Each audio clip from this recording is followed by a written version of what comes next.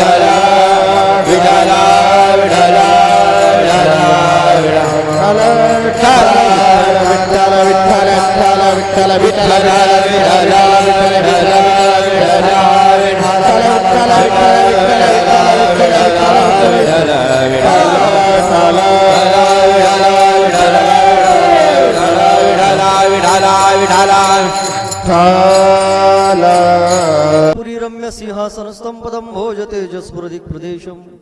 विधीन्द्रादिदेवै सदा स्तूयमानं समाधिस्थमूर्तिं भजे ज्ञानदेवं। महायोगपीठे तटे भीमरथ्यां वरं पुण्डरीकाय दातुं मुनीन्द्रैः। समागत्य तिष्ठन्तमानन्दकन्दं परब्रह्मलिङ्गं भजे पाण्डुरङ्गं। सोमोपन्त तथा गुणिजनतया मामा असे बोलती। नामे शंकर शंकरा शुभकरा निसंग जो संगती। पुण्यश्लोकीचा पुण्यनगरीचा मोते खरा शोभतो। ऐशा संतवरा शुभकरा दांडे करा बंदितो माझी वाणी तुझे वर्णी गुणना माझी वाणी तुझे वर्णी गुणना माझी वाणी तुझे वर्णी गुणना माझी वाणी तुझे वर्णी गुणना। ऐसे प्रेम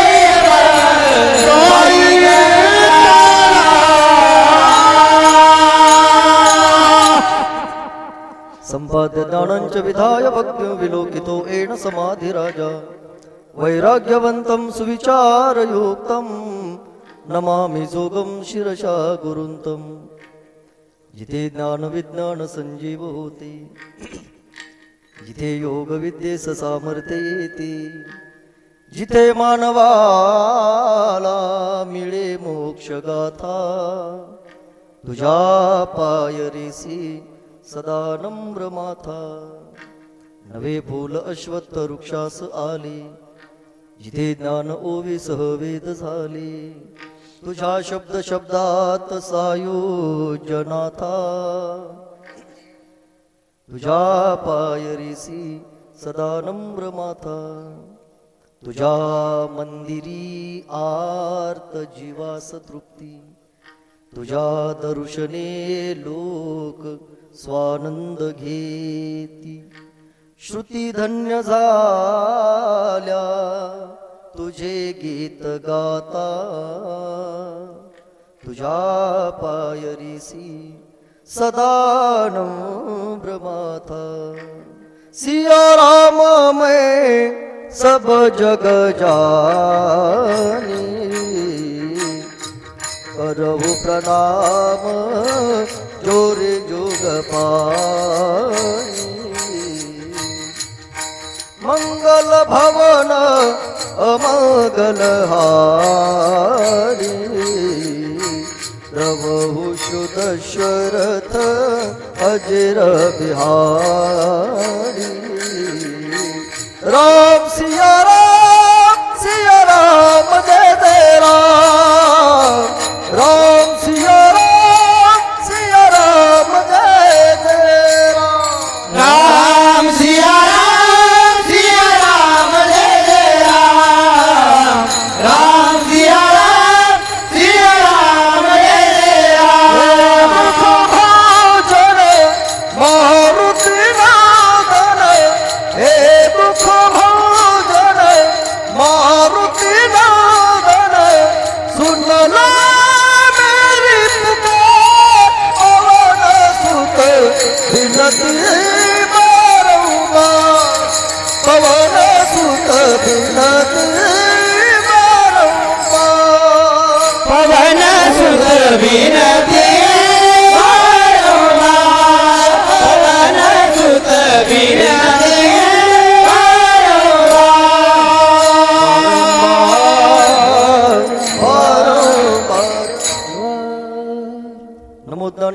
नमो ज्ञानेश्वरा निवृत्ती उदारा सोपान देवा मुक्ताबाई नमो त्रिभुवन पावने अद्यत्रय जननी देवा सिये सेवे लागे सेवक झालो तुमच्या लागलो निज चरणा अहो स्वामी तुकया देवा यावरी न करावा अवहेरू संसार तो कोण लेखे किंवा संसार तो कोण देखे आम्हा सखे हरिजन काळ ब्रह्मानंदेस रे आवडी उरे संचली सेवेकरता निवडलेला अभंग इंद्रायणी मातेच्या काठावर वसलेलं एक भक्तीचं वादळ मानवतेचा महान नंदादीप श्रीमंत संत जगद्गुरु श्री तुकोबाराय महाराज यांचा बहुतेकांच्या परिचयाचा गोड असा अभंग कीर्तन रूपी सेवेकरता खरं तर मी तुमच्या समोर निवडला की ज्या अभंगामध्ये जगद्गुरु श्री संत तुकोबाराय संत भेटीने आपल्या जीवनामध्ये झालेल्या परिवर्तनाची तुम्हाला आणि मला जाणीव करून देतात. जगद्गुरु तुकोबाराय म्हणतात, जोपर्यंत मला संतांची भेट झाली नव्हती तोपर्यंत माझं जीवन थोडंसं वेगळं होतं. संत भेट झाल्यानंतर माझं जीवन बदललं. संत भेटीने माझ्या जगण्यामध्ये, वागण्यामध्ये, साधनेमध्ये आणि भजनामध्ये बदल झाला. थोडंसं लक्ष माझ्याकडे द्या. जगद्गुरु तुकोबाराय लिहितात, जोपर्यंत मला संतांची भेट झाली नव्हती त्यावेळेला सुद्धा मी माझ्या जीवनामध्ये भजन कीर्तन आदी साधना करतच होतो. परंतु ज्या दिवशी मला संतांची भेट झाली माझ्या भजनामध्ये एवढा बदल झाला की ज्या रस्त्यानं आम्ही जातो त्या रस्त्यातली माती सुद्धा अखंड विठ्ठलाचं नामचिंतन करते. हा संत भेटीने आमच्या भजनामध्ये झालेला बदल आहे. मग संत भेटीने जर आपल्या भजनात बदल होत असेल, संत भेटीने आपल्या वागण्यात जर बदल होत असेल, संत भेटीने आपल्या जगण्यामध्ये जर बदल होत असेल तर संत भेट तुमच्या माझ्या जीवनामध्ये अत्यंत महत्त्वाची आहे. त्याचं कारण बदलाची अपेक्षा तुम्हाला आणि मला आहेच ना. आपल्या गावामध्ये पैसे जास्त झाले म्हणून आपण नामसप्ताह करता असा याचा अर्थ होत नाही. नामसप्ताह करण्याच्या पाठीमागे आपली इच्छा आहे. आज आपण ज्या परमार्थाच्या उंचीवरती उभे आहोत त्यापेक्षा अधिक प्रत्येकाला काहीतरी मिळवायचं आहे. कळतंय तुम्हाला कीर्तन? आपण ज्या प्रपंचाच्या उंचीवरती उभे आहोत आज आपल्या जीवनामध्ये प्रत्येकाला दुसरं काहीतरी मिळवायचं आहे. आज ज्याच्याकडे एक गाडी आहे त्याला असं वाटतं माझ्याकडे बोला 2 गाड्या असाव्यात. ज्याच्याकडे एक घर आहे त्याला असं वाटतं माझ्याकडे 2 घरं असावीत. ज्याचं एक लग्न झालेलं आहे त्याला नाही वाटत.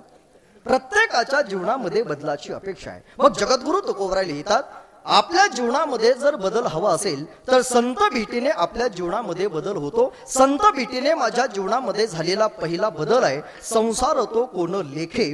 संसाराबद्दलची काळजी आमच्या जीवनातली कायमची निघून गेली. संत भेटीने आमच्या जीवनामध्ये झालेला पहिला बदल अभंगाच्या पहिल्या चरणामध्ये जगद्गुरु तुकोबराय लिहितात संत भेट ज्या दिवशी आमच्या जीवनामध्ये झाली अखंड आमचा काळ देवाच्या भजनामध्ये जात असल्यामुळे आम्हाला काळाचं सुद्धा भय अजिबात राहिलेलं नाही. संत भेटीने आमच्या जीवनामध्ये झालेला दुसरा बदल काळ ब्रह्मानंदे सरे आवडी उरे संचली अभंगाच्या दुसऱ्या चरणामध्ये जगद्गुरु तुकोबराय लिहितात संत भेटीने त्याही पुढचा आमच्या जीवनामध्ये झालेला बदल आहे. लक्ष माझ्याकडे द्या.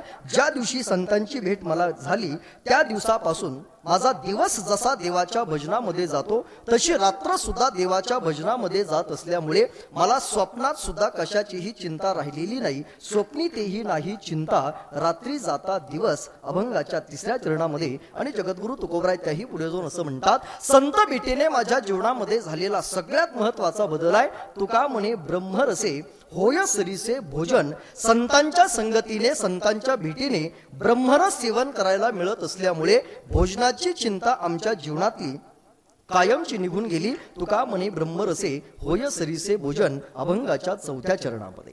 अभंगाच्या 4ही चरणाचा योगेश महाराज सरळ भाव मी तुमच्या समोर मांडला तो तुम्हाला कळाला असेल. याही पेक्षा हा जर अर्थ तुम्हाला कीर्तनातला अभंगातला कळाला नसेल तर याही पेक्षा अगदी सोपं करून मी अभंगाचा अर्थ तुम्हाला सांगतो. थोडंसं लक्ष प्रामाणिकपणे माझ्याकडे द्या. अभंग जगद्गुरु तुकाराम महाराज यांचा आहे हे जवळ कीर्तनाला आलेल्या प्रत्येकाला याची जाणीव झाली असेल. अभंग कुणाचा आहे? तुकाराम महाराजांचा. आजच्या अभंगामध्ये जगद्गुरु श्री संत तुकोबराय संत भेटीने संसारावर काय परिणाम झाला हे पहिल्या चरणात सांगतात. संत भेटीने काळावर काय परिणाम झाला हे दुसऱ्या चरणात सांगतात. संत भेटीने झोपेवर काय परिणाम झाला हे तिसऱ्या चरणात सांगतात. आणि संत भेटीने जेवणावर काय परिणाम झाला हे 4थ्या चरणात सांगतात.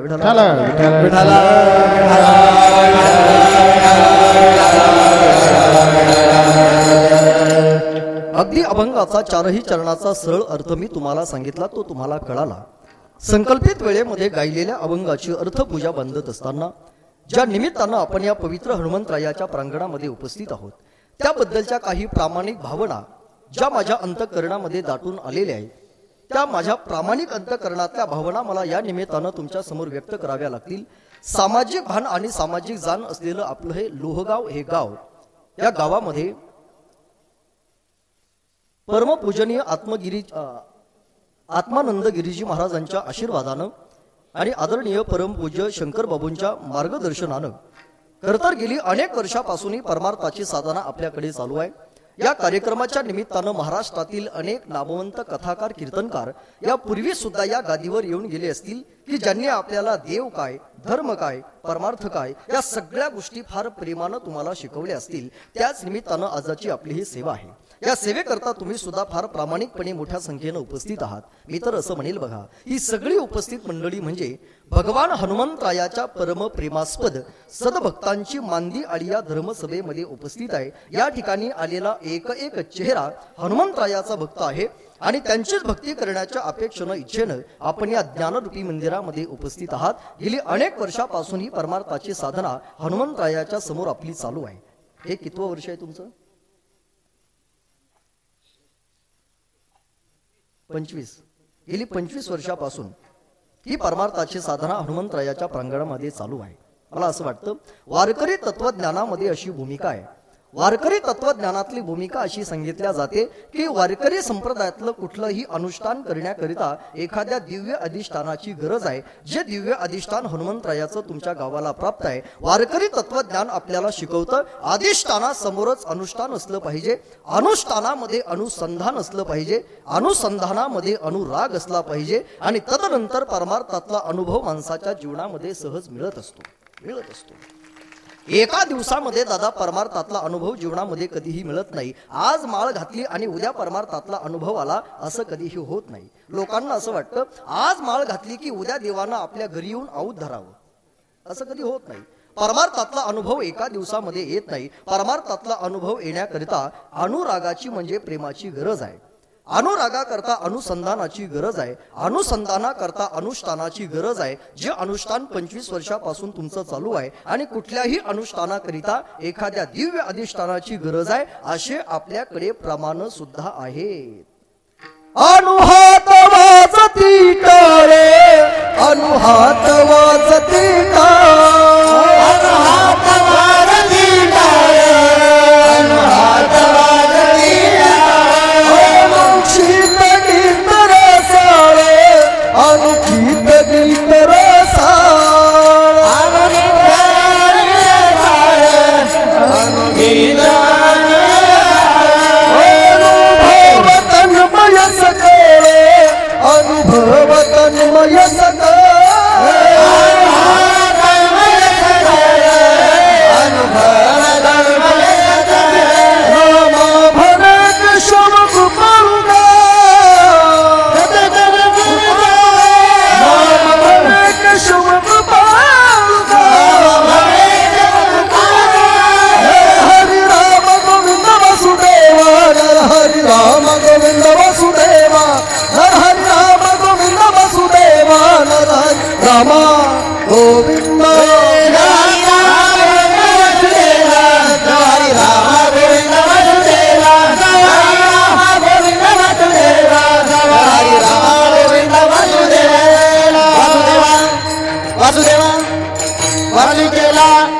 अनुहात वाजती टाळ, अनुक्षित गीत रसाळ, अनुभव तन्मय सकळ, नाम म्हणे केशव कृपाळू ग.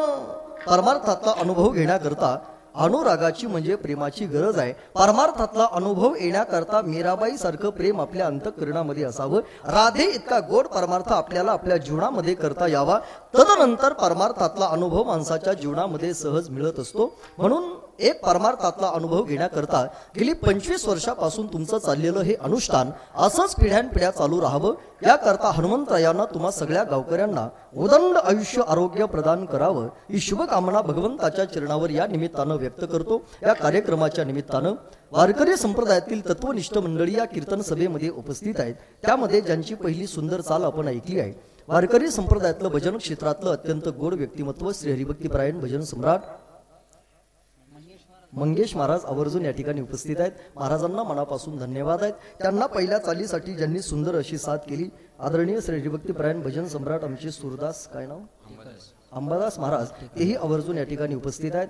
आदरणीय श्री हरिभक्तीपरायण एकनाथ महाराज शिंदे आवर्जून बाबाजी या ठिकाणी उपस्थित आहेत. त्याच पद्धतीनं संबंध महाराष्ट्रामध्ये गायन क्षेत्रामध्ये ज्यांचं फार चांगलं नाव आहे, आपल्या स्वरांना प्रतिष्ठा देत देत वारकरी संप्रदायातली सेवा जे मनापासून करतायत आमचे परममित्र आपल्या हिंगोली जिल्ह्याचं वैभव आदरणीय श्री हरिभक्तीपरायण आमचे बाळासाहेब महाराजही आवर्जून या ठिकाणी उपस्थित आहेत.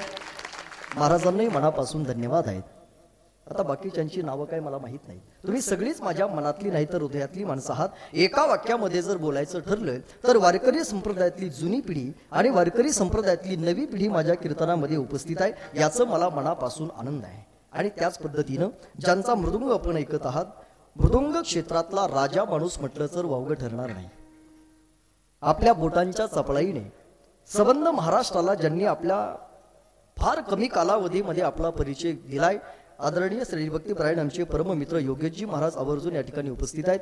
त्याच पद्धतीनं त्यांना समोर जे अत्यंत गोड अशी साथ करतायत, त्यांच्याही बोटामध्ये खरं तर जादू आहे, असे आदरणीय श्री हरिभक्तीपरायण पूर्वाजी महाराज ढोकर महाराज या ठिकाणी उपस्थित आहेत। खरं तर मी असं म्हणेल, दोघांच्याही बोटामध्ये अशी जादू आहे, गेली 4-5 दिवसापासून तुम्ही पाहत असाल, दोघांच्याही बोटामध्ये अशी जादू आहे की त्यांच्या जादूला बोट ठेवायला जागाच नाही। काय म्हणालो मी? दोघांच्याही बोटामध्ये अशी जादू आहे की त्यांच्या जादूला बोट ठेवायला जागाच नाही, आणि अशी माणसं बोटावर मोजण्या एवढीच असतात। म्हणून भगवान हनुमंतरायानं या दोघांना बोटभर सुद्धा कधी कमी पडू देऊ नये अशी माझी प्रामाणिक इच्छा आहे, प्रामाणिक इच्छा आहे। ज्यांना कळलं त्यांना धन्यवाद, ज्यांना नाही कळलं ते कीर्तन सुटल्यानंतर पुन्हा एकदा पोटभर जेवण करून जा म्हणजे झालं। अरे वारकरी संप्रदायाला समर्पण देणारी ही सगळी माणसं आहेत।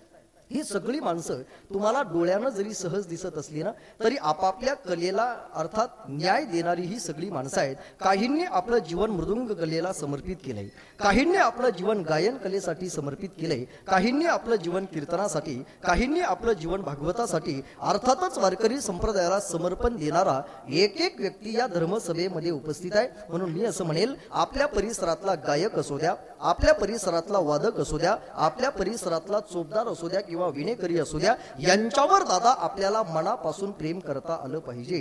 कळतंय तुम्हाला कीर्तन? एखाद्या वेळेला तुम्ही आमच्यासारख्या कीर्तनकारांवर नाही प्रेम केलं तरी चालेल।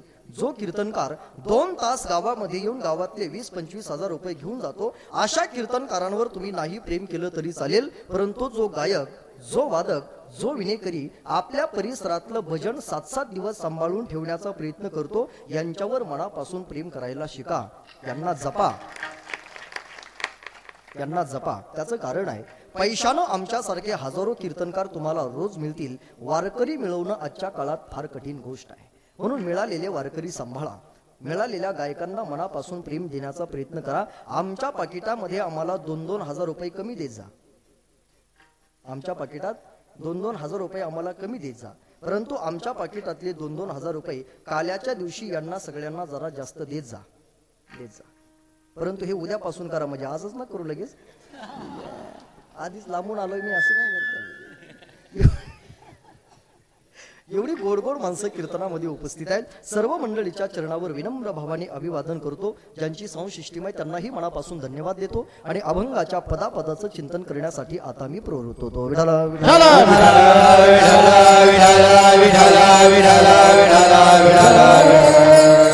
अभंग जगद्गुरु श्री तुकोबराय महाराज यांचा असून, या अभंगामध्ये जगद्गुरु श्री संत तुकोबराय संत भेटीने आपल्या जीवनामध्ये झालेल्या परिवर्तनाची तुम्हाला आणि मला जाणीव करून देतात। जगद्गुरु तुकोबराय म्हणतात, जोपर्यंत मला संतांची भेट झाली नव्हती तोपर्यंत माझं जीवन वेगळं होतं, संत भेट झाल्यानंतर माझं जीवन बदललं, माझ्या जीवनामध्ये जगण्यात, वागण्यात, साधनेत बदल झाला। संत भेटीने जर तुमच्या माझ्या जीवनामध्ये बदल होत असेल, अवधानपूर्वक कीर्तन ऐका। संत भेट तुमच्या आणि माझ्या जीवनामध्ये अत्यंत महत्वाची आहे, जी अत्यंत कठीण सुद्धा आहे। बरं, जीवनामध्ये सगळ्या गोष्टी माणसाला मिळतील, तुमच्या खिशातला जर पैसा गेला ना, तुम्ही थोडंसं कष्ट करा, कष्टाने तुम्हाला तुमचा पैसा पुन्हा मिळवता येईल। तुमचं आरोग्य जर गेलं, थोडंसं पथ्य पाळा, औषध घ्या, गेलेलं आरोग्य सुद्धा तुम्हाला पुन्हा मिळवता येईल। गेलेला पैसा मिळतो, गेलेलं आरोग्य मिळतं, गेलेली सत्ता सुद्धा माणसाला पुन्हा मिळवता येते। मी पुन्हा येईन म्हणणारी माणसं पुन्हा येतातच ना। गेलेली सत्ता मिळते, गेलेलं आरोग्य मिळतं, गेलेला पैसा मिळतो, संत नाही मिळत। तात मिले पुण्यमात मिले, सुनी भात मिले जुबती सुखदाई, राज मिले गजवाज मिले, सब साज मिले मनुवांछित पाई, लोक मिले विधि लोक मिले, परलोक मिले वैकुंठ में जाई, सुंदरी और सब कुछ मिले, परिसंत समागमु दुर्लभ भाई, बहुगड़ा आए संत भेटी, और बड़े आशीर्वाद आए संत भेटी, आए संत भेटी,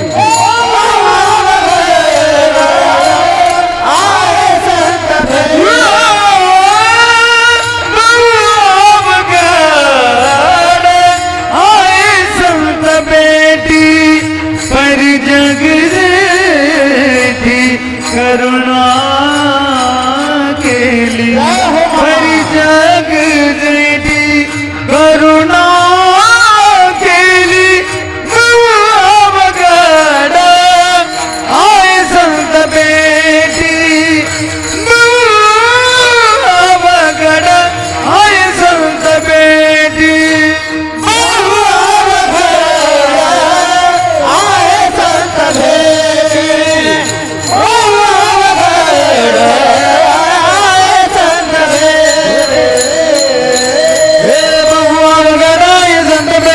जगदेटी करुणा केली बहुआ वगडाय संत बेटी परी जगदेटी करुणा केली बहुआ वगडाय संत बेटी परी जगदेटी करुणा केली बहुआ वगडाय संत बेटी परी जगदेटी करुणा केली बहुआ वगड आय संत बेटी परी जगदेटी करुणा केली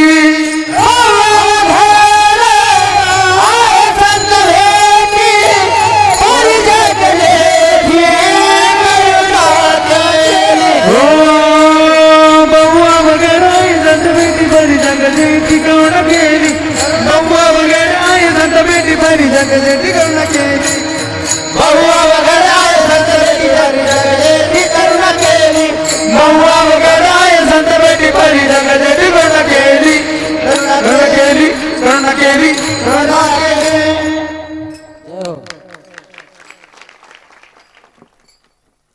ही चाल म्हणणं जितकी कठीण गोष्ट आहे तेवढी संत भेट कठीण आहे.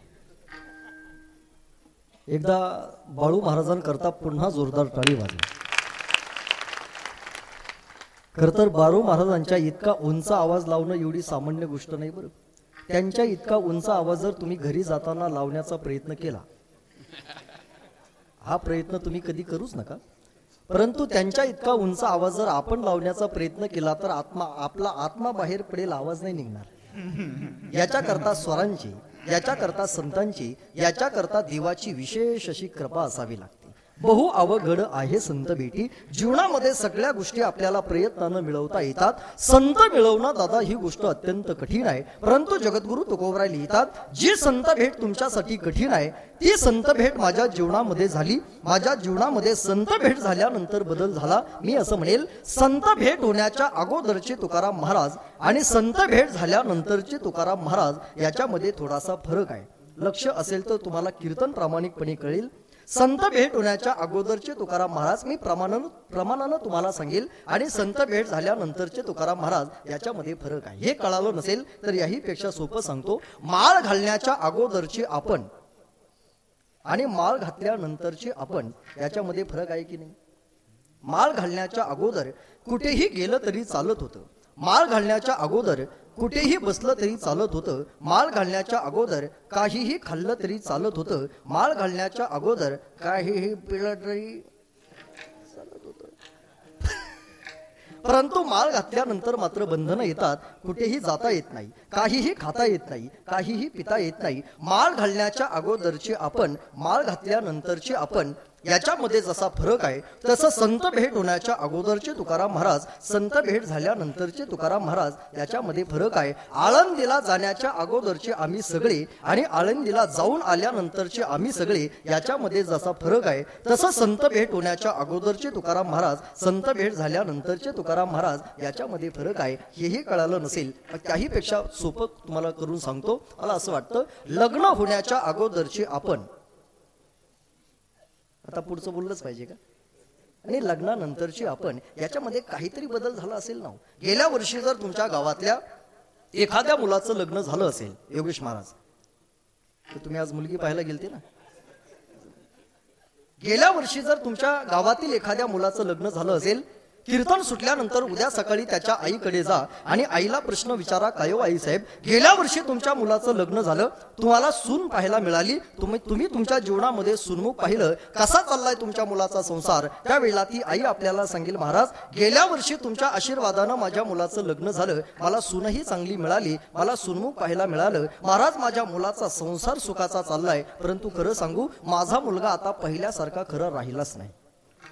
म्हणजे त्याच्यात काय झाला, बदल झाला. लग्न होण्याच्या अगोदरचा मुलगा लग्नानंतरचा आपला मुलगा याच्यामध्ये जसा फरक आहे तसं संत भेट होण्याच्या अगोदरचे तुकाराम महाराज, संत भेट झाल्यानंतरचे तुकाराम महाराज याच्यामध्ये फरक आहे. पटलं जर नसेल तर 2 प्रमाण मी तुम्हाला सांगतो म्हणजे तुम्हाला पटेल, कळेल, समजेल. माझं पहिलं प्रमाण आहे तुका म्हणे चिंता वाटे आणि माझं दुसरं प्रमाण आहे अवघी चिंता वारली. याच्यातला सूक्ष्म थोडासा फरक असा आहे. जगद्गुरु तुकोबराय लिहितात, जोपर्यंत मला संतांची भेट झाली नव्हती तोपर्यंत मला चिंता वाटत होती. तुका म्हणे चिंता वाटे आणि ज्या दिवशी मला संतांची भेट झाली त्या दिवसापासून मात्र अवघी चिंता वारली. मला बाळासाहेब महाराज नेहमी असं वाटतं, अवघी चिंता वारली हे प्रमाण ज्या वेळेला माझ्या समोर येतं गाथा वाचत असताना त्यावेळेला मला नेहमी असं वाटतं, अवघी चिंता वारली असं लिहिण्याऐवजी तुकाराम महाराजांनी जर अवघी चिंता निघून गेली असं जर लिहिलं असतं तर काही फरक पडला असता.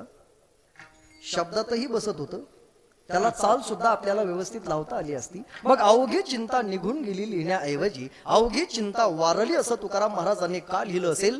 गमतीनं उत्तर देतो, लक्ष माझ्याकडे द्या. 350-400 वर्षापूर्वी तुकाराम महाराजांना असं वाटलं असेल निघून गेलेली 8 दिवसामध्ये पुन्हा वापस येऊ शकते. मी चिंतेबद्दल बोलतोय बरं, तुम्ही दुसरीकडे जाऊ नका. निघून गेलेली चिंता 8 दिवसामध्ये वापस येते, परंतु चिंता जर जळाली, चिंता जर मेली, चिंता जर वारली तर ती जीवनामध्ये परत कधीही येत नसते. आणि मी प्रामाणिकपणे असं म्हणेल, चिंता नाही असा या जगात माणूस नाही. असा कीर्तनाला आलेला कोणता माणूस आहे की त्याला एकही चिंता नाही? आता तुम्ही एवढ्या प्रेमानं कीर्तनामध्ये रोज उपस्थित राहता, आजही तुम्ही तेवढ्याच प्रेमानं उपस्थित आहात. एकही चिंता नाही असा मंडपात आलेला एकही माणूस नाही. आता तुम्ही सगळे कीर्तनामध्ये आहात, तुम्हा सगळ्यांना आता तरी एकच चिंता आहे, महाराज कीर्तन कधी संपवतील. आणि मला एक चिंता आहे, कीर्तन सुटल्यानंतर कार्यकारी मंडळी किती देतील?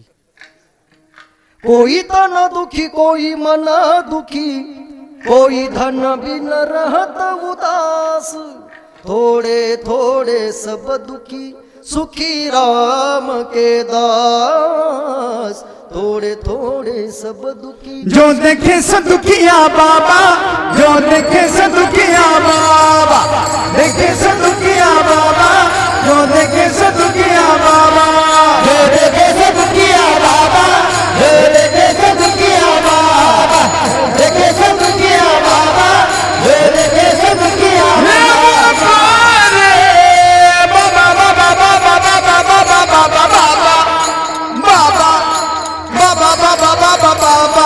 जो देखे सदुखिया बाबा, जो देखे सदुखिया बाबा, देखे सदुखिया बाबा, जो देखे सदुखिया बाबा, जो देखे सदुखिया बाबा, जो देखे सदुखिया बाबा, जो देखे सदुखिया बाबा, जो देखे सदुखिया बाबा. राजा दुखिया प्रजा दुखिया, दुखिया जंगम जोगी. राजा दुखिया प्रजा दुखिया, दुखिया जंगम जोगी. गाता कबीरा वो नहीं दुखिया जिसने माया त्यागी रे, कबीरा रे उसने माया त्यागी. गाता कबीरा रे वो नहीं दुखिया जिसने माया त्यागी रे. बाबा बाबा बाबा बाबा बाबा, जो देखे सदुखिया बाबा, जो देखे सदुखिया बाबा, देखे सदुखिया बाबा, जो देखे सदुखिया बाबा, जो देखे सदुखिया बाबा, जो देखे सदुखिया बाबा, जो देखे सदुखिया बाबा, जो देखे सदुखिया बाबा.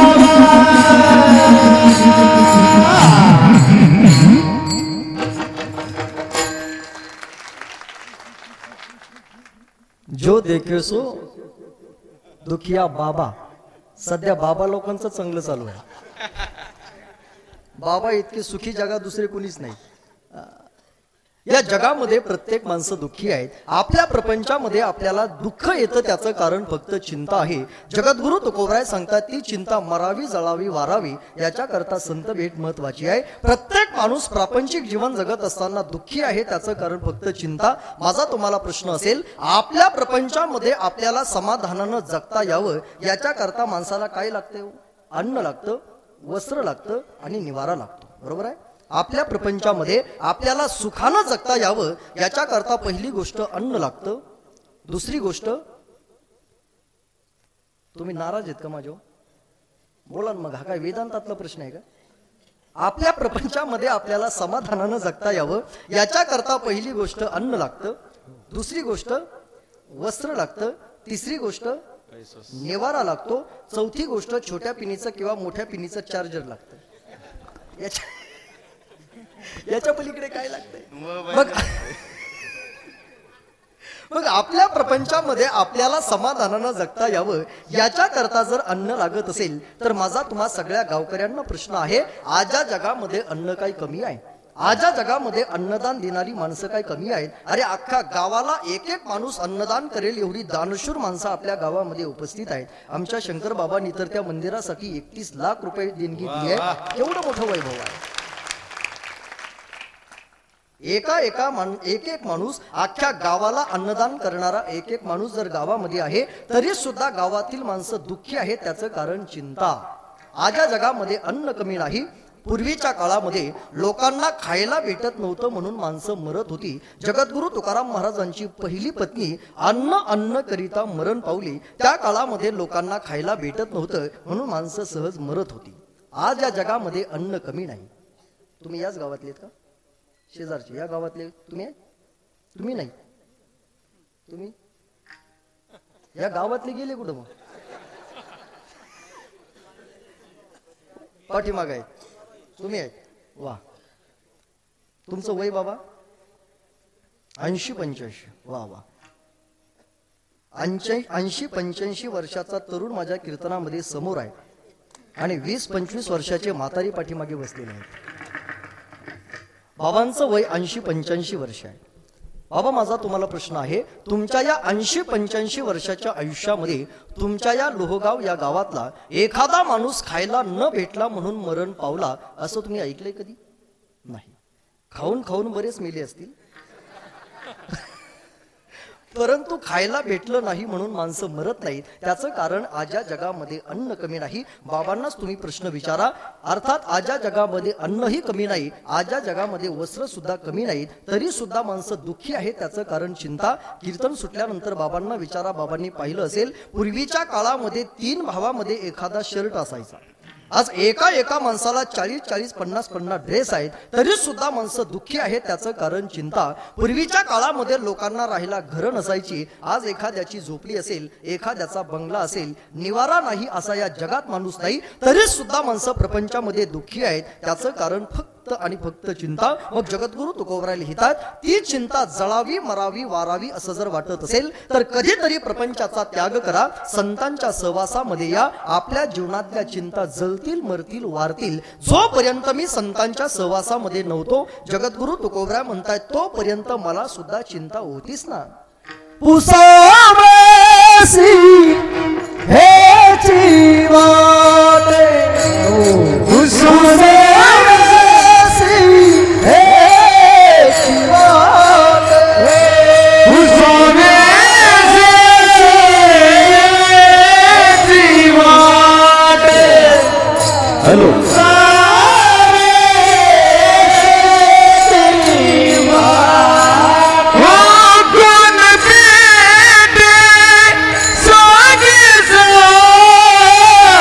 कोण बेटे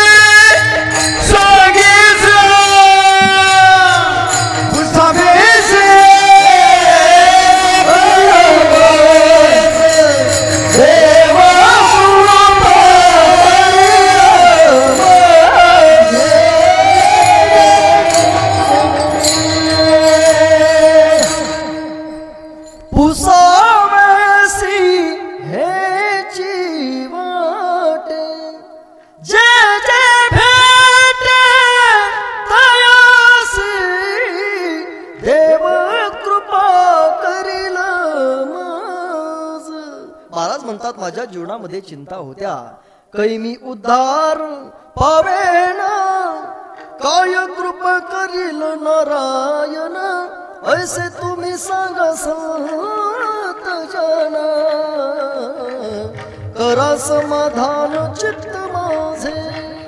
जोपर्यंत संतांची भेट झाली नव्हती तोपर्यंत मला चिंता होती. संत भेट झाल्यानंतर माझ्या जीवनातली चिंता वारली. ज्या दिवशी माझ्या जीवनातली चिंता वारली, मेली, जळाली, त्या दिवशी माझं मन नमन अवस्थेवर जाऊन पोहोचलं. ज्या दिवशी माझं मन नमन झालं त्या दिवशी मी अद्वैत अवस्थेवर येऊन पोहोचलो. ज्या दिवशी मी अद्वैत अवस्थेवर आलो त्या दिवशी माझ्या अंतःकरणातला मी आणि माझेपणा कायमचा दूर झाला आणि मला देवाची भेट झाली. मी असं म्हणेल, देवाची भेट व्हावी असं जर वाटत असेल तर सगळ्यात अगोदर मी आणि माझेपणा जाणं फार महत्वाचं आहे. मी आणि माझेपणा जाण्याकरता माणूस अद्वैत अवस्थेवर येणं महत्वाचं आहे. माणूस अद्वैत अवस्थेवर येण्याकरता माणसाचं मन नमन होणं महत्वाचं आहे आणि माणसाचं मन नमन होण्याकरता संतांची भेट सुद्धा अत्यंत महत्वाची आहे. संत भेटीने आपलं मन नमन होतं. संत भेटीने माणूस अद्वैत अवस्थेवर येतो. संत भेटीने मी आणि माझेपणा कायमचा दूर होतो. म्हणून मी असं म्हणेल, संत भेट प्रत्येकाच्या जीवनात फार महत्वाची आहे. त्याचं कारण जोपर्यंत मी आणि माझेपणा तुमच्या माझ्या अंतःकरणामध्ये आहे तोपर्यंत देवाला आपला परमार्थ कधीही आवडणारच नाही. पारमार्थिक साधना करत असताना मी आणि माझेपणा जाणं फार महत्वाचं आहे. लक्ष माझ्याकडे द्या. मी असं म्हणेल, तुम्हाला वाक्य पटेल की नाही मला माहित नाही, परंतु मी प्रामाणिकपणे वाक्य सांगेल. कीर्तन ऐकून ऐकून समाजाचा मी आणि माझेपणा गेला की नाही योगेश महाराज मला माहित नाही. कीर्तन ऐकून ऐकून तुमचा मी आणि माझेपणा गेला की नाही मला माहित नाही. महाराष्ट्रातल्या आम्हा 80% कीर्तनकारांचाच अजूनपर्यंत मी आणि माझेपणा गेलेला नाही गेलेला. याच्याकरता टाळी वाजवली तुम्ही, म्हणजे आमचं वाईट झालं की तुम्हाला चांगलंच वाटतं. आमचा मी आणि माझेपणा गेलेला नाही. एखादा कीर्तनकार ज्या वेळेला स्टेजवर येतो त्यावेळेला स्टेजवर येत असताना कीर्तनकार मी आणि माझेपणा घेऊनच येतो. म्हणून कीर्तनकार स्टेजवर आल्या आल्या माईक सिस्टीमवाल्याला म्हणत असतो, माझ्या माईकचा आवाज वाढव. कुणाच्या? माझ्या. कीर्तनकार ज्या वेळेला म्हणतो माझ्या माईकचा आवाज वाढव, त्यावेळेला माईक सिस्टीमवाले म्हणत असतात, माईक माझा आहे. 10-5 हजार रुपये मी त्याला खर्च केलेत. 2 तासासाठी हा कीर्तनकार येतो, माझ्या माईकचा आवाज वाढव, माझ्या माईकचा आवाज वाढव असं म्हटल्यानंतर कीर्तनकारांना बरं वाटतं, परंतु त्यांना त्याचं दुःख होतं ना.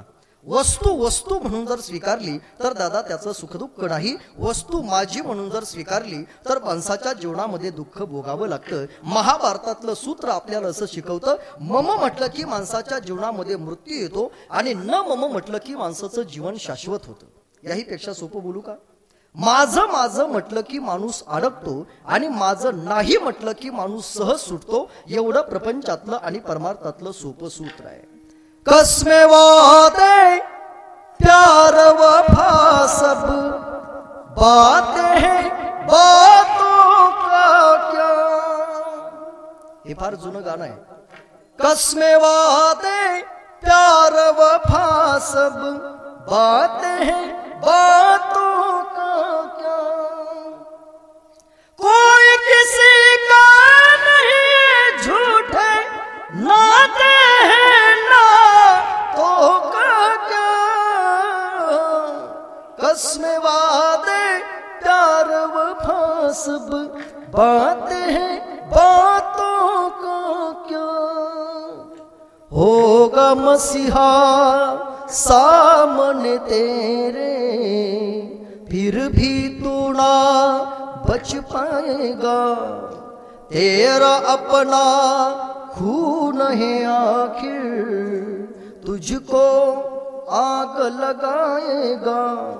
आसमान में उड़ने वाले मिट्टी में मिल जाएगा.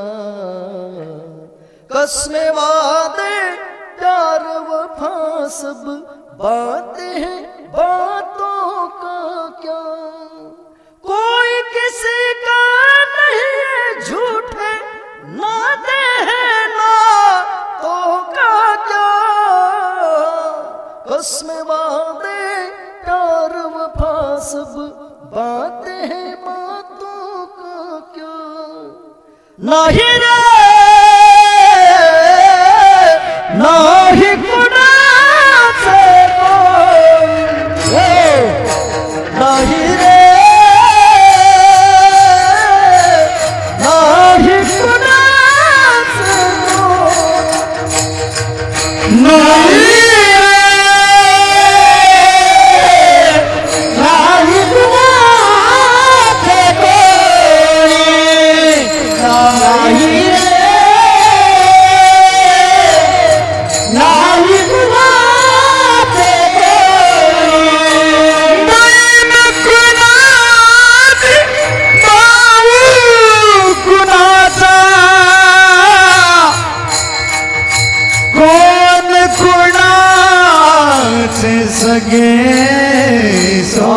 शबास शबास.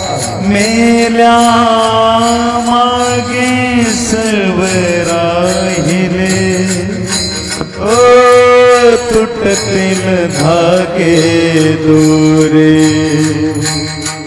मेल्या मागे सर्व राहिले तुटतील धागे दोरे दो दिवसाची जवानी तुझे पुढे नाही टिकना वृद्धपण येता पुढती वैद्य काय करणार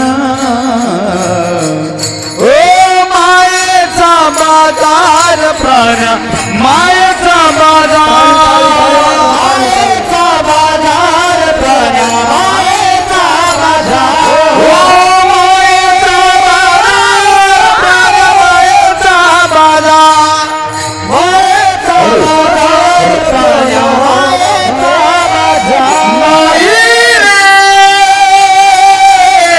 नाही कुणाचे कुणी नाही रे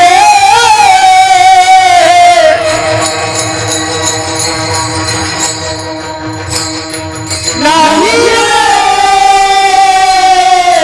नाही कुणाचे कुणी रे बाबा नाही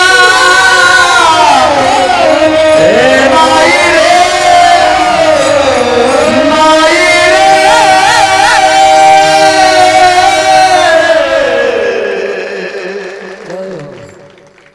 बहीण कुणाची भाव कुणाचा कोण कुणाचे सगळे सोयरे मेळा मागे सर्व राहतील तुटतील धागे दोरे नाही रे नाही कुणाचे कोणी नाही रे नाही कुणाचे कोणी परंतु बाळू महाराज नाही कुणाची कुणी अशी म्हणणारे कीर्तनकार एका कीर्तनाचे 25,000 घेतात. लांबून आलो म्हणतात. हे आपल्या आपल्या ठेवा जास्त प्रगट करू नका.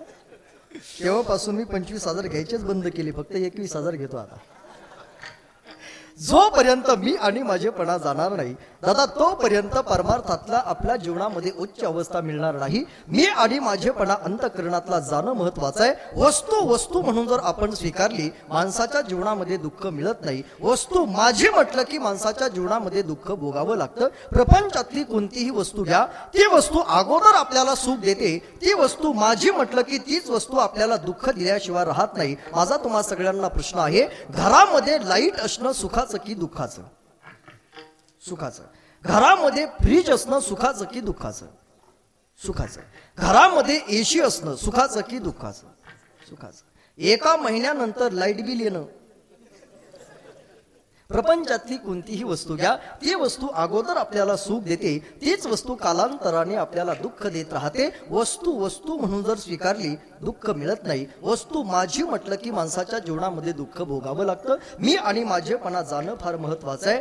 भागवत तुम्ही सगळेजण ऐकत आहात. आज रामकथा या ठिकाणी चालू आहे. अनेक वेळेला तुम्ही तुमच्या जीवनामध्ये भागवत कथा ऐकली असेल. भागवत कथेतला एक फार सुंदर प्रसंग आहे. भगवान कृष्ण परमात्मा ज्यावेळेला गोकुळामध्ये लीला करतो खोड्या करतो त्यावेळेला गोकुळातील गवळणे यशोदा मैयाकडे जातात आणि यशोदेला म्हणतात यशोदे तुझा कन्हैया तुझा लाला आमच्या घरी येऊन खोड्या करतो चोऱ्या करतो. तू त्याला दंड का देत नाहीस? तू त्याला शिक्षा का करत नाहीस? त्यावेळेला यशोदा मैया गोकुळातील गवळणीला सांगते जोपर्यंत माझा कन्हैया माझ्या डोळ्या देखत चोरी करताना मी पाहणार नाही तोपर्यंत मी त्याला दंड देणार नाही. हे शब्द ज्यावेळेला कन्हैयाच्या कानावर पडतात कन्हैया म्हणतो आपल्याला आपल्या आईला एखादी लीला दाखवावी लागेल. दुसऱ्या दिवशी भगवान कृष्ण परमात्मा स्वतःच्या घरी एका ओखळावरती उभा राहतो आणि दैदूत तूप चोरून घेण्याचा प्रयत्न करतो. ही लीला करत असताना गोकुळातील एक गवळण भगवंताला पाहते. धावत यशोदा मैयाकडे जाते आणि यशोदेला सांगते यशोदे, तू म्हणाली होती ना, जोपर्यंत तुझा कन्हैया डोळ्या देखत चोरी करणार नाही तोपर्यंत त्याला शिक्षा करणार नाही.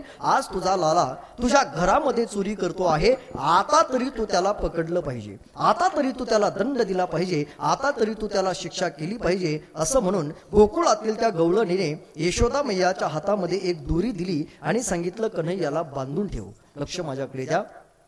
कन्हैयाला बांधून ठेव असं म्हटल्यानंतर यशोदा मैया ज्यावेळेला भगवंताला बांधायला त्याच्या जवळ गेली, भगवंताला बांधण्याच्या अगोदर यशोदा मैयानं त्या उखळाला बांधायला सुरुवात केली. त्यावेळेला गोकुळातील गवळण यशोदेला म्हणते, यशोदे तुला काय वेडबीड लागले का?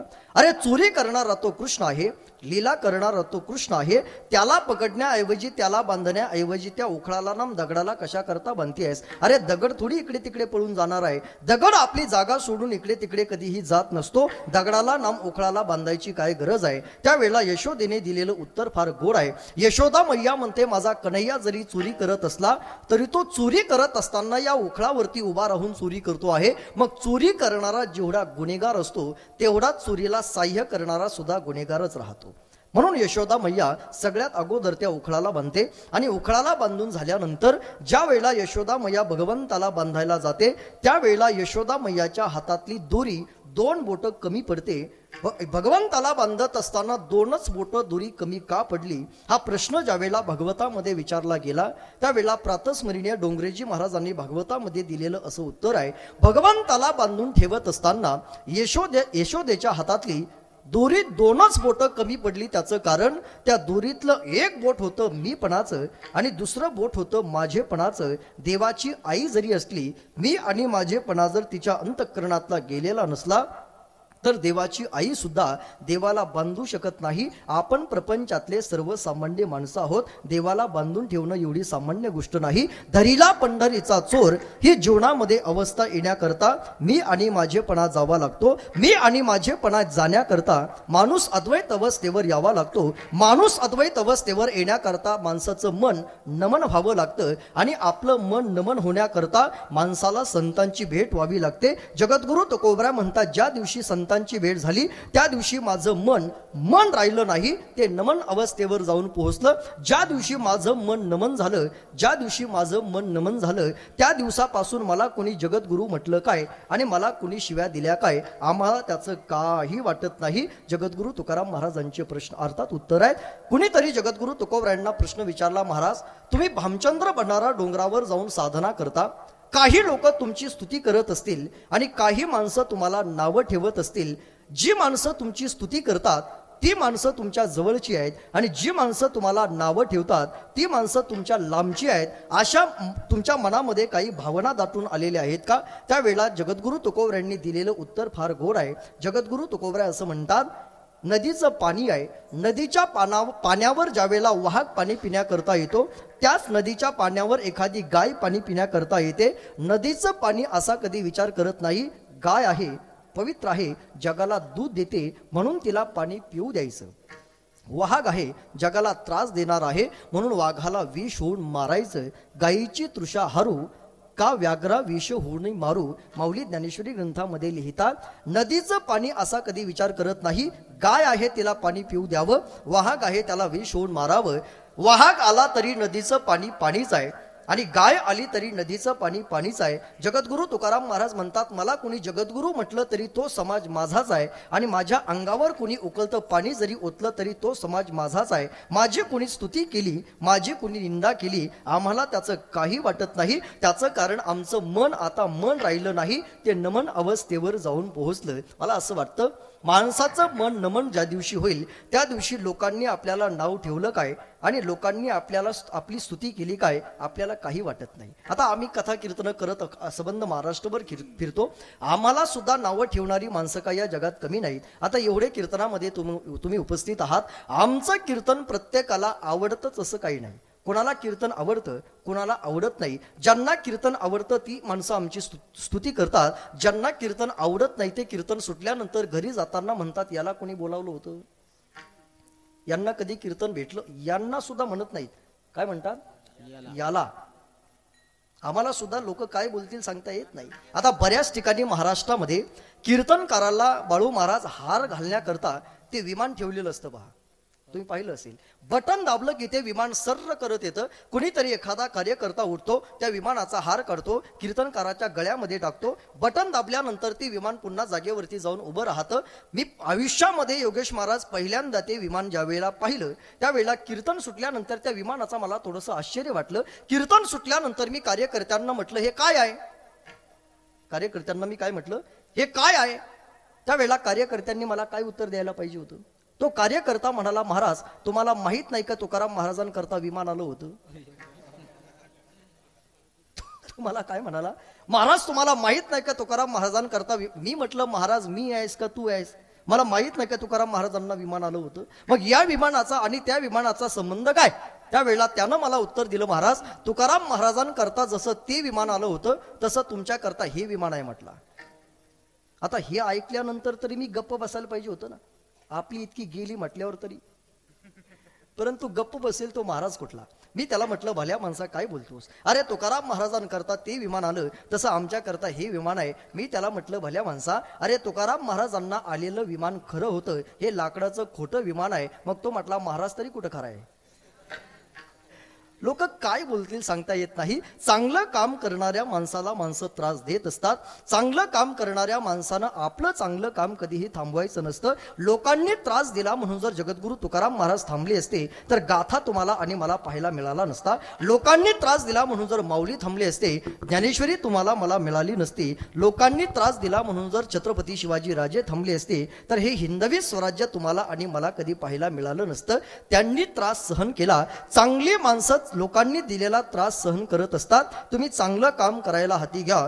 तुम्हाला लोक त्रास देत राहतात, तो त्रास सहन करत करत माणसानं चांगलं काम करायचं असतं. जगद्गुरु तुकाराम महाराज म्हणतात, आम्ही सुद्धा बामचंद्र बडारा डोंगरावर ज्या वेळेला भजन करायला जातो, आम्हाला सुद्धा लोक नावं ठेवणारी आहेत. आम्हाला कुणी जगद्गुरु म्हटलं काय आणि आम्हाला कुणी शिव्या दिल्या काय, आम्हाला त्याचं काहीच वाटत नाही. त्याचं कारण, ज्या दिवशी आम्हाला संतांची भेट झाली, आमचं मन नमन झालं, आम्ही अद्वैत अवस्थेवर आलो, आमच्या अंतःकरणातला मी आणि माझेपणा गेला. आणि ज्या दिवशी माझ्या अंतःकरणातला मी आणि माझेपणा गेला, त्या दिवशी माझ्या मुखातून शब्द सहज बाहेर पडले. अभंगाच्या पहिल्या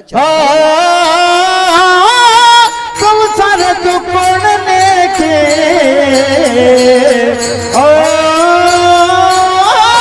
संसार तू कोण लेके,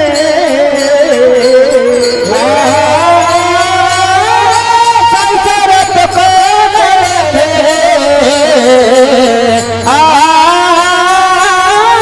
संसार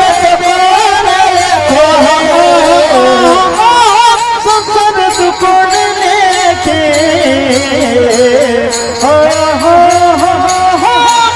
संसार तू कोण लेके, संसार तू कोण लेके,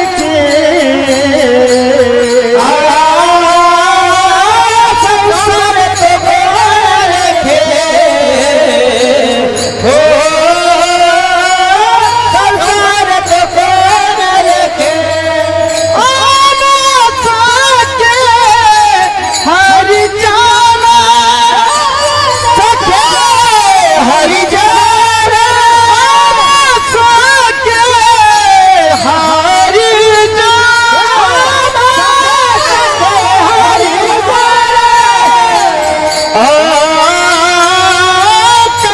ब्रह्मानंद सरे,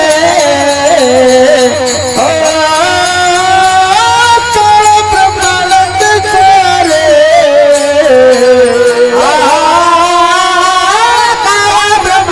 ब्रह्मानंद सरे,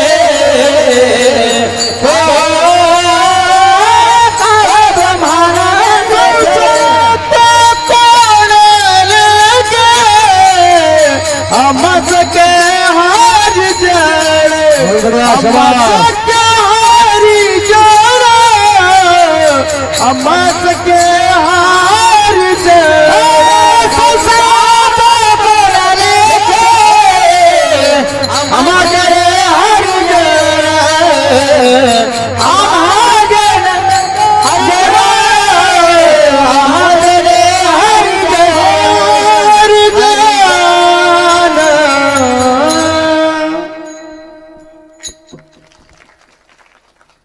जरा जोरदार टाळी वाजवत जा. गुरुवर्य वैद्य बाबा पाठामध्ये नेहमी असं म्हणायचे, गुणहीन पुरुषाला गुणवानाची किंमत कधीच कळत नसते. ज्याच्याकडे एकही गुण नाही तो दुसऱ्या करता कधी टाळी वाजवणारच नाही. गुणहीन पुरुषाला गुणवानाची किंमत कधीही कळत नसते. बाबांचं दुसरं वाक्य असं असायचं, गुणवान गुणवानाचा द्वेष करतो. बरेचसे गुणवान असे असतात की ते एकामेकाचा द्वेष करत राहतात. बाबांचं तिसरं वाक्य असं असायचं, एखादा गुणवान असा असतो की तो स्वतः सर्वगुण संपन्न असतो, परंतु स्वतः सर्वगुण संपन्न असून तो दुसऱ्या कलाकारांवर मनापासून प्रेम करतो. असा लाखात एखादा असतो. म्हणून टाळी वाजवत जायचं, टाळी वाजवायचा. एखाद्या गायकाचा एखादा स्वर जर आपल्याला आवडला तर त्याच्याकरता आपल्या हाताची टाळी वाजली पाहिजे. पखवादातला एखादा बोल आपल्याला आवडला तर वादकांकरता आपल्याला टाळी वाजवता आली पाहिजे. तुमची टाळी आम्हाला ऊर्जा देत राहते, म्हणून ऊर्जेकरता तरी तुम्ही टाळी वाजवली पाहिजे. अर्थात महाराजांनी प्रमाण दिलं, संसार तो कोण लेखे आम्हा सखे हरिजन. जगद्गुरु तुकाराम महाराज म्हणतात, ज्या दिवशी माझ्या अंतःकरणातला मी आणि माझेपणा गेला त्या दिवशी माझ्या मुखातून शब्द बाहेर पडले, संसार तो कोण लेखे. लक्ष असू द्या, संसार तो कोण लेखे असं उठून सुटून दादा कुणीही बोलू शकत नाही. अभंगातले शब्द जरी फार सोपे दिसत असले तरी असं कुणीही म्हणू शकत नाही संसार तो कोण लेखे. संसार तो कोण लेखे हे बोलण्याकरता माणसाच्या मनातला मी माझेपणा जावा लागतो. माणूस अद्वैत अवस्थेवर यावा लागतो. माणसाचं मन नमन व्हावं लागतं आणि नमन होण्याकरता माणसाच्या जीवनामध्ये संतांची भेट व्हावी लागते. मग जगद्गुरु तुकाराम महाराज म्हणतात, ज्या दिवशी माझ्या जीवनामध्ये संतांची भेट झाली, संसाराची काळजी माझ्या जीवनातली कायमची निघून गेली. कुणीतरी महाराजांना प्रश्न विचारला, महाराज संसार संसार संसार म्हणजे तरी काय? जगद्गुरु तुकोबराय म्हणतात, कधीतरी ज्ञानेश्वरी उघडा, माऊलीने संसाराची व्याख्या तुम्हाला अर्थात 800 वर्षापूर्वी लिहून दाखवली. आगा उपजणे आणि निमणे, जन्माला येणं आणि मरणं हा एक प्रकारचा संसार आहे. मग जगद्गुरु तुकोबराय लिहितात, जन्माला येणं आणि मरणं हा जर संसार असेल तर आम्ही जरी जन्माला आलेलो असलो तरी आम्हाला मरावं मात्र अजिबात लागत नाही. आम्ही वैकुंठाला जाणारी माणसं आहोत, नाही आम्हा जियावे मरावे लागत. आहो अखंडित जैसे तैसे. आमच्या जीवनामध्ये जन्म आणि मरण रूपी नावाचा संसार नाही, म्हणून संसार तो कोण लेखे. जगद्गुरु तुकोबराय म्हणतात, त्याही पुढचा संसार जर आपण पाहिला तर अहंकाराला सुद्धा दुसरा संसार असं म्हणतात. जगद्गुरु तुकाराम महाराज म्हणतात, आमच्या अंतःकरणातला मी आणि माझेपणा गेल्यामुळे आमच्या मनामध्ये अहंकार नावाचा संसार अजिबात राहिलेला नाही. आणि वारकरी संप्रदायातील माणसांना अंगाला त्यांच्या वारा सुद्धा अहंकाराचा लागू नये अशा आमच्या संतांनी देवाकडे तशा मागण्या सुद्धा केलेल्या आहेत. अहंकाराचा वारा न लागो राजसा, माझ्या विष्णुदासा भाविकासी. संतांना अहंकाराचा वारा सुद्धा लागलेला नाही, म्हणून अहंकाराचा संसार संत महात्म्यांना किंवा जगद्गुरु तुकाराम महाराजांना नाही. अहंकार नावाचा संसार नसल्यामुळे संसार तो कोण लेखे. जन्म आणि मरण रूपी नावाचा संसार नसल्यामुळे संसार तो कोण लेखे. आणि तिसरा जो संसार शिकवला जातो त्याला देह नावाचा संसार असं म्हणतात. जगद्गुरु तुकाराम महाराज असं लिहितात, देवाचं भजन करण्याकरता आम्ही ज्या वेळेला भामचंद्र भंडारा डोंगरावर जातो त्यावेळेला आम्हाला आमच्या देहाचा विसर पडतो. देहाचा विसर पाडून आम्ही देवाचं भजन करत राहतो. देह जावो अथवा राहो, पांडुरंगी दृढ भावो. देहाचा विसर माणसाला पडावा लागतो. भजन एवढं माणसात तीव्र असलं पाहिजे. देवाचं भजन करता करता माणसाला देवाचं वेड लागलं पाहिजे. देवाचं भजन करता करता माणसाला देवाचं वेड लागलं पाहिजे. एवढं गोड भजन आपल्याला करता आलं पाहिजे. वेडा झालो लांचावलो भक्तीसी. देवा तुझ्या नावाचं याड लागल, विठू तुझ्या नावाचं याड लागल, विठ्ठलाच्या याड लागल. विटेवरी उभा देव करकटेवर, तुळसी हार गळा कासे पितांबर. सावळे ते रूप डोळ पाहू लागला, विठ्ठलाच्या नावाचा याड लागल. विठ्ठल विठ्ठल विठ्ठल विठ्ठल विठ्ठल विठ्ठल. फक्त म्हणता आलं पाहिजे माणसाला. विठ्ठल माझा माझा माझा माझा माझा विठ्ठल माझा मी विठ्ठला विठ्ठल माझा माझा माझा माझा विठ्ठल माझा मी विठ्ठला विठ्ठल माझा माझा माझा विठ्ठल माझा माझा माझा विठ्ठल माझा मी विठ्ठलाचा विठ्ठल माझा माझा माझा विठ्ठल माझा विठ्ठल माझा माझा मी विठ्ठल माझा माझा माझा माझा माझा विठ्ठल माझा मी विठ्ठलाचा विठ्ठल माझा माझा माझा माझा विठ्ठल माझा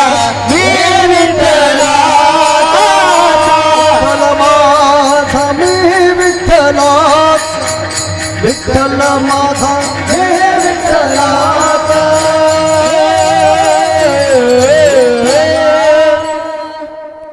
भगवंताने जर आपल्याला वाचा दिली असेल मरेपर्यंत विठ्ठलाचं नाव आपल्याला घेता आलं पाहिजे. आणि भगवंताचं नाव घेण्याकरता प्रत्येकाला कीर्तनच करता आलं पाहिजे असं काही नाही. प्रपंचातलं काम करता करता सुद्धा आपण देवाचं भजन करू शकता.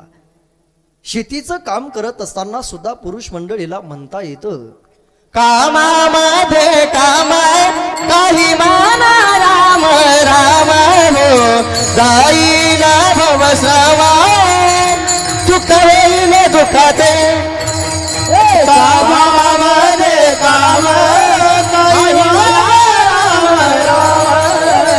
जाईल भवसवा सुख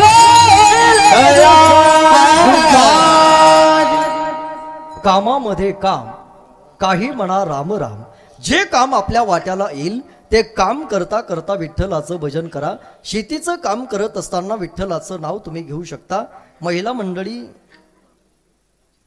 पोळ्या लाटता लाटता सुद्धा तुम्हाला म्हणता येतं लगन जो तेरी लागी मैं दीवानी हो गई दीवानी हाँ दीवानी दीवानी हो गई तेरे नाम से मशहूर जिंदगानी हो गई हुई जग से पराई शरण तेरी आई कहा थी मैं देखो कहाँ चली आई.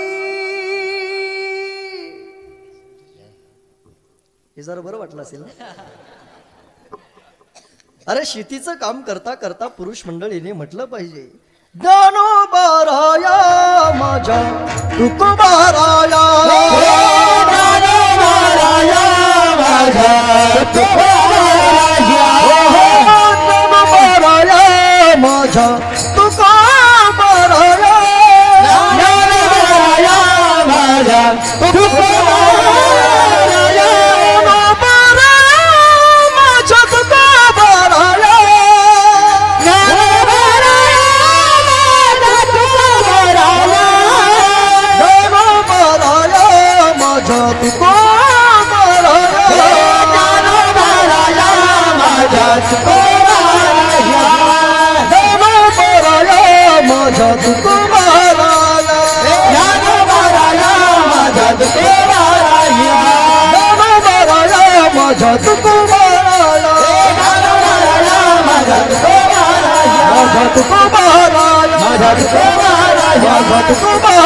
माझ्या तुकोबाराया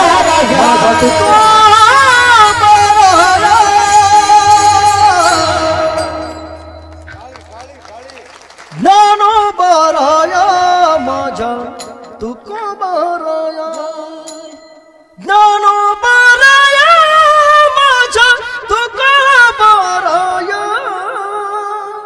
ज्ञानोबाराया माझ्या तुकोबाराया. वाचा दिली आहे ना, अखंड देवाचं नामचिंतन करत राहा. जगद्गुरु तुकोबराय लिहितात, भगवंताने मला वाचा दिली, वाचेनं अखंड देवाचं नामचिंतन मी करत राहिलो जोपर्यंत तुमचा माझा काळ चांगला चालू आहे. जगद्गुरु तुकोबराय म्हणतात, भगवंताने जर आपल्याला अर्थात देह दिला असेल, अखंड देवाचं नामचिंतन करत राहा. मी माझ्या जीवनामध्ये भामचंद्र बनणारा डोंगरावर ज्या वेळेला गेलो, देहाचा विसर पाडून मी माझ्या जीवनामध्ये भजन करत राहिलो. म्हणून माझ्या जीवनामध्ये देह नावाचा संसार राहिला नाही, अहंकार नावाचा संसार राहिला नाही आणि जन्म आणि मरण रूपी नावाचा सुद्धा संसार नसल्यामुळे संसाराची काळजी माझ्या जीवनामध्ये संत बेटीने निघून गेली. कुणीतरी महाराजांना प्रश्न विचारला, महाराज संत बेटीने फक्त संसाराचीच काळजी जाते का? त्यावेळेला जगद्गुरु तुकोबराय म्हणतात, ज्या दिवशी तुम्हाला संतांची भेट होईल त्या दिवशी संसाराची काळजी जाते याच्यात नवल नाही. ज्या दिवशी संतांची भेट होईल त्या दिवसापासून तुमची वाणी जर अखंड देवाचं भजन करू लागली तर तुम्हाला याही काळामध्ये घाबरण्याचं काम पडणार नाही आणि अंतकाळीच्या वेळेला त्या काळाला सुद्धा भिण्याचं काम पडणार नाही. अभंगाच्या दुसऱ्या चरणात काळ ब्रह्मांड सारे, काळ ब्रह्मांड सारे,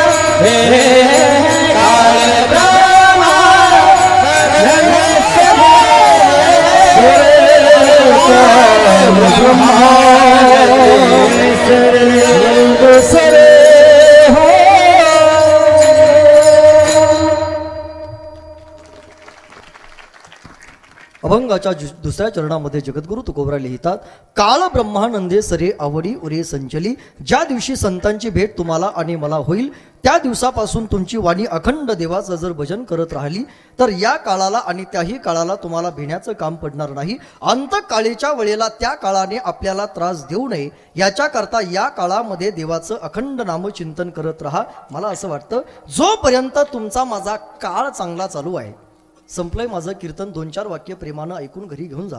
मी असं म्हणेल, जोपर्यंत तुमचं आणि माझा काळ चांगला चालू आहे, चांगल्या काळामध्ये माणसानं देवाचं चिंतन करत राहिलं पाहिजे.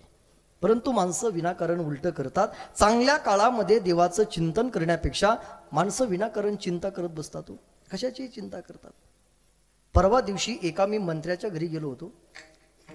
ही पुडी बिडी नाही बरं, खरं सांगतो, म्हणजे खोटं नाही बुवा. मी परवा दिवशी खरोखर एका मंत्र्याच्या घरी गेलो आणि मंत्र्याच्या घरी गेल्यानंतर मंत्र्याचा जो पीए होता तो घरामध्ये असा चक्रा मारत होता, थोडासा टेन्शनमध्ये होता. माझ्या परिचयाचा असल्यामुळे मी त्या पीएला प्रश्न विचारलं, काय हो तुम्ही खूप टेन्शनमध्ये दिसता, काय झालं? तो म्हटला, महाराज आमच्या साहेबांची तब्येत बरी नाही. कुणाची? साहेबाची. मी म्हटलं, मग तुमच्या साहेबाची तब्येत बरी नाही, मग एवढं टेन्शन घ्यायची गरज काय? तो म्हटला नाही नाही महाराज, आमच्या साहेबांनी सकाळपासून काही खाल्लं नाही हो. मी म्हटलं अख्खा महाराष्ट्र खाल्ला ना त्यांनी. जे खाल्लं ते तरी त्याला पचू दे, वेगळं टेन्शन घ्यायची तुला गरज काय. अरे साहेबाच्या रक्ताची माणसं टेन्शन घेत नाहीत, त्या साहेबाच्या घरातली माणसं टेन्शन घेत नाहीत. तू त्याचा पिये आहेस, घेतो कशाला. कधीतरी ज्ञानेश्वरी उघड माऊली तुला सांगतील, पुढीलांची ओझे आपुल्या माता घेजे कशा करता. अरे लोकांचं टेन्शन डोक्यावर घेऊन जगण्यापेक्षा देवाचं भजन कर. तुकोबराय लिहितात, आपुली आपण करा सोडवण. अरे संसार बंधनातून स्वतःची सोडवण स्वतःला करावी लागते. तुझं भजन तुझ्या बायकोनं करून उपयोग होणार नाही, तुझं भजन तुझ्या मुलानं करून उपयोग होणार नाही, तुझं भजन तुझ्या गावकऱ्यानं करून उपयोग होणार नाही. तुझं भजन लेखा तुलाच करावं लागेल आणि ते भजन तुला चांगल्या काळात करावं लागेल. ज्या दिवशी काळ बदला घ्यायला लागेल त्या दिवशी हात असून सुद्धा तुला समाजाला काही देता येणार नाही. ज्या दिवशी काळ बदला घेईल त्या दिवशी तुला पाय असून सुद्धा आळंदी पंढरपूरची वारी करता येणार नाही. ज्या दिवशी काळ बदला घेईल त्या दिवशी तुला तोंड असून सुद्धा देवाचं भजन करता येणार नाही. जोपर्यंत काळ चांगला चालू आहे तोपर्यंत चांगलं काम करत राहा, चांगलं भजन करत राहा, तोपर्यंत देवाचं नाव घेत राहा. ज्या दिवशी काळ बदला घेतो त्या दिवशी आपल्याला सोडवणारं कुणी नसतं. ज्या दिवशी काळ बदला घेईल ना, चांगलं कीर्तन आहे का, ज्या दिवशी काळ बदला घेईल त्या दिवशी 10 कोटीची गाडी जरी तुमच्या जवळ असली तरी त्या गाडीमध्ये आपल्याला व्यवस्थित बसता येणार नाही. त्याचं कारण त्या दिवशी आपल्याला मूळव्याध झालेला असेल. लोक म्हणतात महाराज त्या माणसाची गाडी पहा 10. अरे 10 कोटीची गाडी काय पाहतो, त्याची बॉडी पाय, त्याला व्यवस्थित बसता येत नाही. ज्या दिवशी काळ बदला घेतो त्या दिवशी घरामध्ये रोज पंचपक्वान्न असताना सुद्धा आपल्याला विधवा वरण खावं लागतं. त्याचं कारण काळाचा बदला आहे. विधवा वरण म्हणजे त्याच्यात काहीच नाही. सौभाग्यवती वरण म्हणजे तडका दिलेलं, ते मिळत नाही. ज्या दिवशी काळ बदला घेतो त्या दिवशी जगात कुणी सोडवत नाही. मी चांगले चांगले महाराज आणि चांगले चांगले संत असे पाहिलेत ज्यांनी काळाचा आणि समाजाचा दुरुपयोग केला. संत असूनही आजही ते जेलमध्ये आहेत. संत असू द्या, महाराज असू द्या, काळाचा आणि समाजाचा जर आपल्या हातून दुरुपयोग घडत असेल तर ते कर्म तुम्हाला आणि मला भोगावं लागेल. म्हणून चांगल्या काळामध्ये अखंड देवाचं नाव घेत राहा. देवाला आवडेल इतकं गोड भजन आपल्या वाणीनं घडलं पाहिजे. ते भजन कसं करावं, एकदा वारकरी संप्रदायाच्या नियमाप्रमाणे देवाला आवडेल, भगवंताला आवडेल, हनुमंतरायाला आवडेल एवढं गोड भजन मला तुमच्याकडून प्रामाणिकपणे अपेक्षित आहे. कोरोनाच्या 3 लाटेमधून देवानं तुम्हाला आणि मला जिवंत ठेवलंय याची जाणीव क्षणाक्षणाला असू द्या. ज्यांना ज्यांना हात दिलेत हातानं टाळी, मुखानं नामचिंतन, फार प्रेमानं अगदी 2 मिनिटं माझ्या सोबत करायचे. प्रत्येकाचे हात वर असले पाहिजे.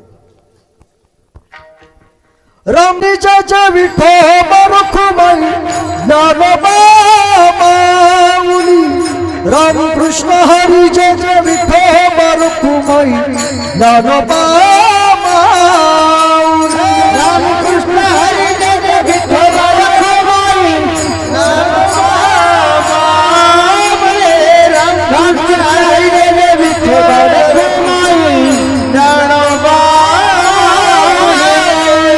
कृष्ण हरी जय विठोबा रखुमाई ज्ञानोबा माऊली तुकाराम, राम कृष्ण हरी जय विठोबा रखुमाई ज्ञानोबा, राम कृष्ण हरी जय विठोबा रखुमाई ज्ञानोबा माऊली, राम कृष्ण हरी जय विठोबा रखुमाई ज्ञानोबा ज्ञानोबा माऊली, ज्ञानोबा माऊली, ज्ञानोबा माऊली, ज्ञानोबा माऊली, ज्ञानोबा माऊली, ज्ञानोबा माऊली, ज्ञानोबा माऊली, कृष्ण हरी जय विठोबा रखुमाई ज्ञानोबा माऊली, राम कृष्ण हरी जय विठोबा रखुमाई ज्ञानोबा माऊली, राम कृष्ण हरी जय विठोबा रखुमाई ज्ञानोबा माऊली, राम कृष्ण हरी जय विठोबा रखुमाई ज्ञानोबा माऊली. ताली ताली ताली वाजवा. बनाया है मंदिर, बनाया है मंदिर, कसम तुम्हारी राम प्राण से प्यारा है, प्राण से प्यारा है,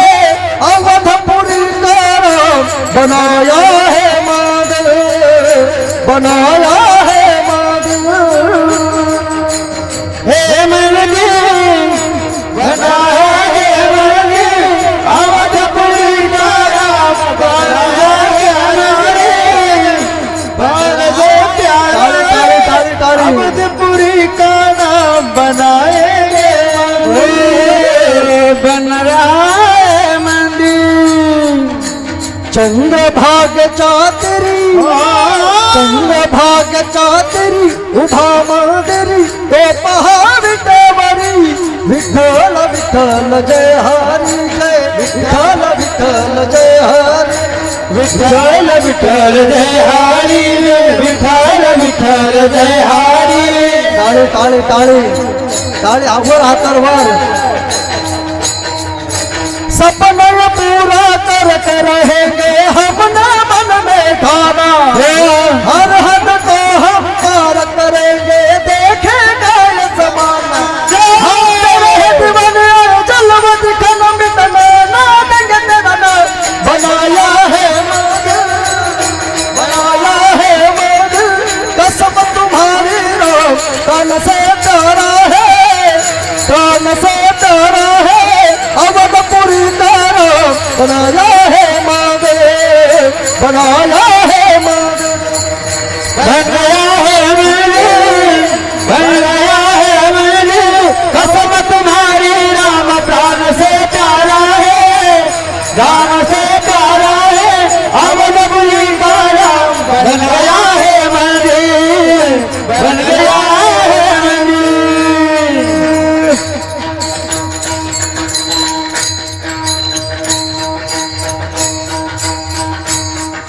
हर घर में बल करना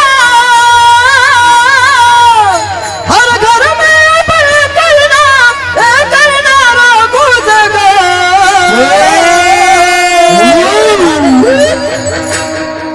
भारत का बच्चा बच्चा भारत राम बोलेगा भारत का बच्चा बच्चा राम बोलेगा भारत का बच्चा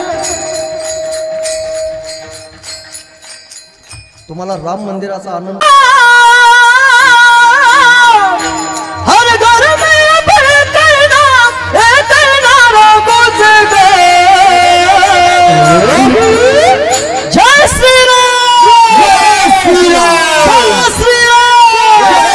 राम भारत का बच्चा बच्चा जय जय श्री राम बोलेगा भारत का बच्चा बच्चा जय जय श्री राम बोलेगा भारत का बच्चा बच्चा जय जय श्री राम बोलेगा भारत का बच्चा बच्चा जय जय श्री राम बोलेगा भारत का बच्चा बच्चा जय जय श्री राम बोलेगा भारत का बच्चा बच्चा जय जय श्री राम बोलेगा भारत का बच्चा बच्चा जय जय श्री राम बोलेगा जय श्री राम बोलेगा जय श्री राम बोलेगा जय श्री राम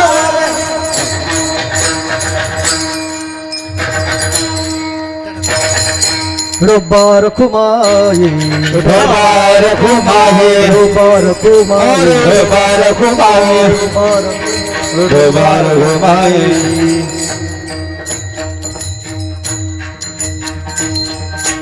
संसार तो कोण लेखे अम्मा सखे हरिजन काळ ब्रह्मानंदे सरे आवडी ओरे संचली अभंगाच्या तिसऱ्या चरणामध्ये जगद्गुरु तुकोबराय लिहितात स्वप्नात सुद्धा आम्हाला कशाचीही चिंता राहिलेली नाही स्वप्नी तेही नाही चिंता रात्री जाता दिवस काळ ब्रह्मानंदे सरे आवडी ओरे संचली आणि संत भेटीने तुमच्या माझ्या जीवनामध्ये झालेला चौथा सगळ्यात महत्त्वाचा बदल आहे तुका म्हणे ब्रह्मरसे होय सरीसे भोजन संतांच्या भेटीने आपल्याला अखंड भोजनाची चिंता कायमची निघून जाते म्हणून तुमच्या माझ्या आयुष्यामध्ये संत भेट अत्यंत महत्त्वाची आहे अशा अर्थाचा अभंग आज संकल्पित वेळेमध्ये तुमच्या समोर मांडला अभंगाच्या 2 चरणाचा भाव सांगितल्यानंतर अगदी तो असाच असेल असा माझा दावा नाही अशी माझी आत्मप्रौढी नाही असा माझा अहंकारही नाही जगद्गुरु तुकाराम महाराजांनी जशी मला बुद्धी दिली त्या पद्धतीनं महाराजांच्या अभंगाला न्याय देण्याचा अल्पसा प्रांजळ आणि केविलवाना प्रयत्न तुमच्या समोर केला समस्त ग्रामस्थ मंडळानं मला सेवा करण्याची संधी उपलब्ध करून दिली आयला उंबऱ्यासारखा दुःख अडवायला उंबऱ्यासारखा मित्र बनव्यामध्ये गारव्यासारखा मित्र बनव्यामध्ये गारव्यासारखा वाट चुकणार नाही जीवनभर तुझी वाट चुकणार नाही जीवनभर तुझी एक तू मित्र कर आरशासारखा मित्र बनव्यामध्ये गारव्यासारखा मित्र बनव्यामध्ये गारव्यासारखा आहे तोपर्यंत मित्रावरती प्रेम करा. आत्महत्याच करणार नाही कुणी आत्महत्याच करणार नाही कुणी बहुत बढिया शाबास. मित्र असे जवळ जर मनासारखा मित्र बनव्यामध्ये गारव्यासारखा दुःखाडवायला दुःखाडवायला उंबऱ्यासारखा मित्र बनव्यामध्ये गारव्यासारखा मित्र बनव्यामध्ये गारव्यासारखा.